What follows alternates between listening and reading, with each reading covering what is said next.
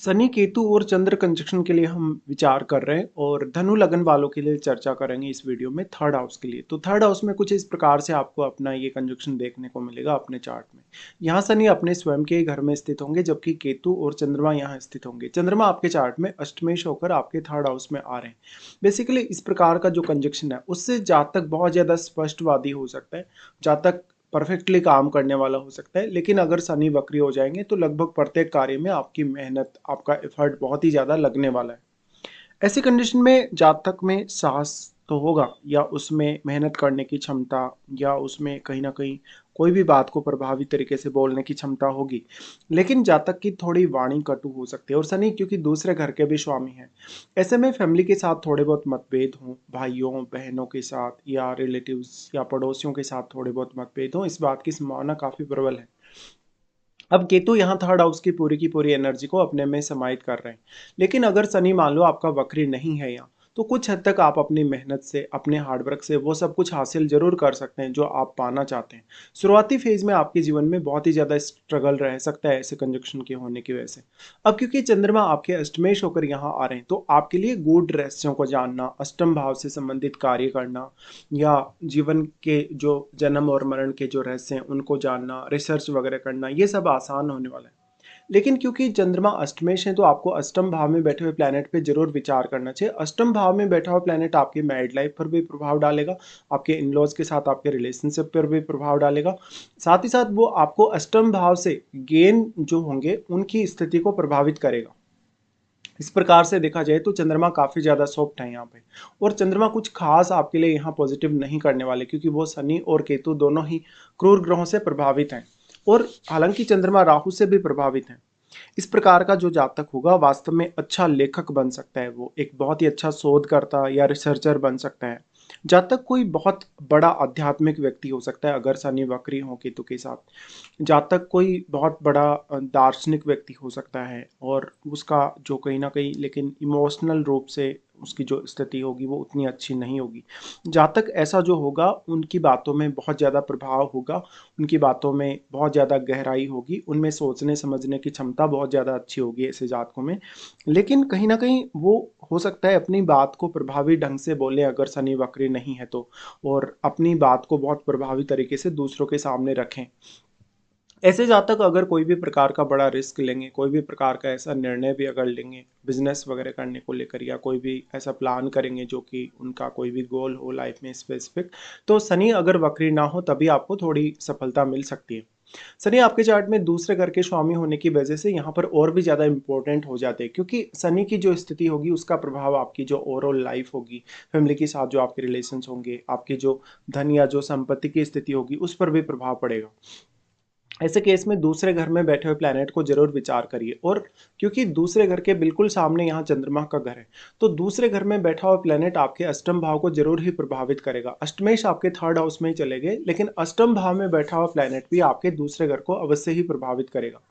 इस हिसाब से देखा जाए तो अगर हम इसमें शनि और चंद्र कंजक्शन को विचार करें, अगर हम केतु और चंद्र कंजक्शन को विचार करें, तो दोनों प्रकार से चंद्रमा के इस कंजक्शन में बहुत बड़ा डिफरेंस भी है। जब हम शनि चंद्र कंजक्शन को एक साथ देखते हैं, तो ऐसा जातक विचार करता है, बहुत लंबे समय तक वो सोचता है या सोचता ही चला जाता है, कभी कभी बहुत ज़्यादा ओवर थिंकिंग भी करता है। लेकिन जातक बहुत ही लेट तक किसी भी फैसले तक पहुंच सकता है। जातक फैसले तक पहुंचते पहुंचते काफ़ी ज़्यादा डिले कर सकता है, बहुत ज़्यादा देरी कर सकता है, जिससे उसके कार्य में कुछ व्यवधान आ सकते हैं, या हो सकता है उसके कार्य समय पर ना बने। लेकिन जब केतु चंद्र कंजक्शन की हम बात करते हैं, यहाँ स्थिति थोड़ी डिफरेंट होती है, क्योंकि आपको ऑलरेडी पता है कि केतु यहाँ इस थर्ड हाउस की एनर्जी को अपने में समाहित कर रहे हैं, साथ साथ में वो चंद्रमा और शनि की एनर्जी को भी अपने में समाहित कर रहे हैं। लेकिन शनि जब वक्री होंगे तो केतु का प्रभाव शनि पर बढ़ जाएगा। इसी तरीके से चंद्रमा काफी ज्यादा सॉफ्ट होने के कारण केतु जब चंद्रमा के साथ है तो केतु का प्रभाव चंद्रमा पर काफी ज्यादा रहेगा। भले ही केतु आपके सेकंड हाउस की तरफ ही मूव कर रहे हैं, लेकिन फिर भी चंद्रमा काफी ज्यादा सॉफ्ट है और चंद्रमा राहु से भी प्रभावित है। तो जो केतु चंद्र का कंजक्शन है उसमें आपकी फीलिंग्स, आपके इमोशंस, आपकी जो भी कहीं ना कहीं भावनाएं हैं उनसे आप डिटेच हो जाते हैं, तो आप बहुत अच्छे से किसी भी काम पर फोकस नहीं कर पाते। अगर फोकस करने की कोशिश भी करते हैं तो आप बहुत ज़्यादा डर जाते हैं, घबरा जाते हैं, या बहुत ज़्यादा बेचैन हो जाते हैं। इस प्रकार के कंजक्शन की वजह से अब जातक के लिए निर्णय लेना, सोचना, विचार करना बिल्कुल भी आसान नहीं है, क्योंकि ऐसा जब तक अगर कोई बड़ी रिस्क लेगा भी, अगर कुछ ऐसा वो सोचेगा भी, तो उसका प्लान काफ़ी ज़्यादा फेल हो जाएगा, क्योंकि जब तक आगे नहीं बढ़ पाएगा, उसकी एक्चुअल फीलिंग को वो नहीं समझ पाएगा। तो ये काफ़ी एक प्रबल ऐसी स्थिति है यहाँ पर जब केतु और चंद्र कंजक्शन बन रहा है तो। लेकिन साथ ही ये कंजक्शन आपको बहुत अच्छा सिक्स सेंस दे सकता है, लाइफ में बहुत ज़्यादा ट्रैवल दे सकता है, इवन आध्यात्मिक ट्रैवल बहुत ज़्यादा दे सकता है, विदेश यात्रा दे सकता है, हायर स्टडीज़ में बहुत अच्छा कहीं ना कहीं परफॉर्मेंस दे सकता है। लेकिन ऐसा कंजक्शन रिश्तों के लिए उतना अच्छा कंजक्शन नहीं है, और आपको अपनी एबिलिटीज़ पे ज़्यादा से ज़्यादा ध्यान देना होगा। अगर आपको जीवन में बहुत ज़्यादा हार्डवर्क करना है, अगर सेल्फ डिपेंड बनना है, आपको बहुत ज़्यादा मेहनत करनी है, तो स्वयं की एबिलिटी पर आपको ट्रस्ट करना ही होगा। अब क्योंकि यहाँ पर स्वयं शनि थर्ड हाउस के लॉर्ड हैं, तो आपको बहुत ज़्यादा मेहनत के बाद ही जीवन में सफलता मिलेगी। यहाँ पे फिर अगर देखा जाए शनि और इनकी दृष्टियों के आधार पर, तो शनि का सबसे पहले दृष्टि आ जाता है आपके पंचम घर पर, जहाँ पर अगर शनि वक्री होकर दृष्टि डालेंगे, तो ये दृष्टि आपके लिए कुछ हद तक अध्यात्म में इंटरेस्ट दे सकती है, तंत्र मंत्र में, गुप्त विद्याओं में इंटरेस्ट दे सकती है, लेकिन संतान पक्ष को लेकर काफ़ी ज़्यादा कठिनाई होगी, संतान से काफ़ी डिटेचमेंट जैसी संभावना, और साथ साथ में लव के मामले में भी आपको कुछ ऐसी स्थिति का सामना करना होगा। साथ ही लेकिन पंचम भाव में जो बैठा प्लैनेट है, उसके केस में आप बहुत ज़्यादा अनुशासित हो सकते हैं। यहाँ पर पंचमेश मंगल है, तो मंगल की स्थिति को भी आपको जरूर ही देख लेना चाहिए।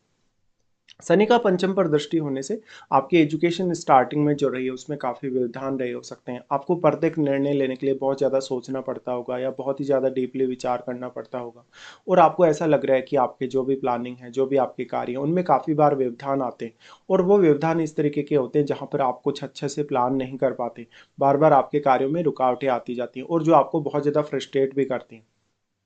अब यहाँ पंचम भाव में बैठा हुआ प्लेनेट आपके लिए बहुत इंपॉर्टेंट है, क्योंकि उस प्लेनेट का डायरेक्ट प्रभाव आपके 11वें घर पे होगा, तो वो आपकी धन की स्थिति, आपके नेटवर्क की स्थिति को जरूर ही प्रभावित करेगा।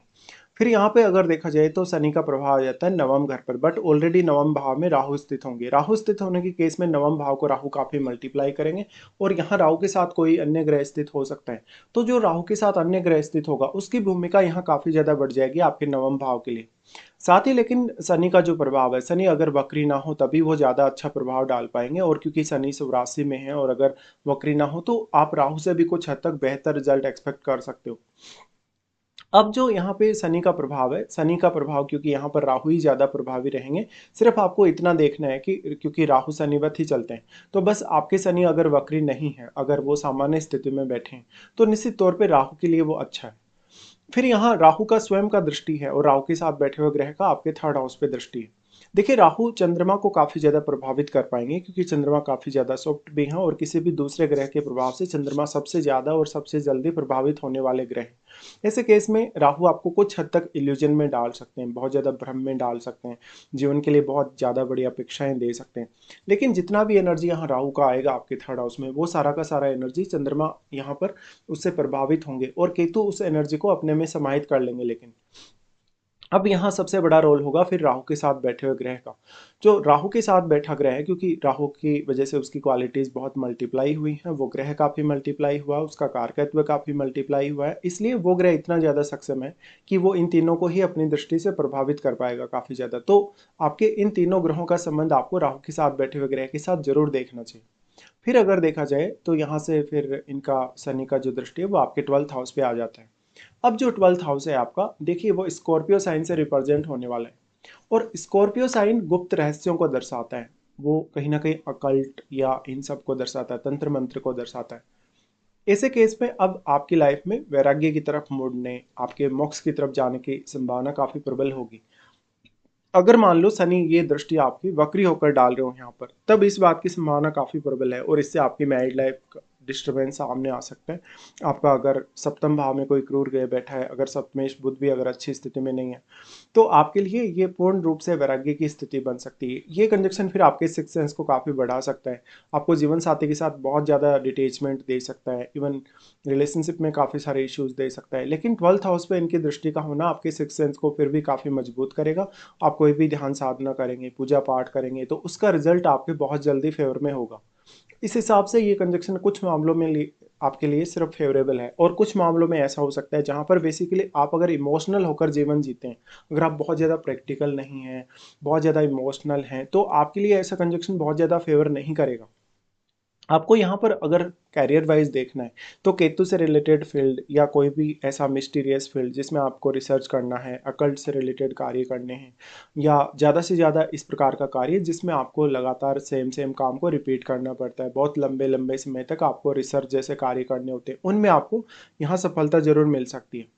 अब यहाँ अन्य ग्रहों का जो रोल है, अन्य ग्रहों का जो दृष्टि है, उनका प्रभाव भी आपको देखना चाहिए। साथ साथ में यहाँ महादशा काफ़ी ज़्यादा मैटर करेगी। बट ओवरऑल तरीके से ये कंजक्शन उतना अच्छा कंजक्शन नहीं माना जा सकता। अगर आपको लाइफ में धार्मिक या आध्यात्मिक रूप से अगर ग्रो करना है तब तो फिर भी ये आपको फेवर करेगा। लेकिन बहुत ज़्यादा भौतिक सुख सुविधाओं के मामले में, भौतिक जगत के मामले में ये कंजक्शन बहुत ज़्यादा सपोर्टिव साबित नहीं होने वाला।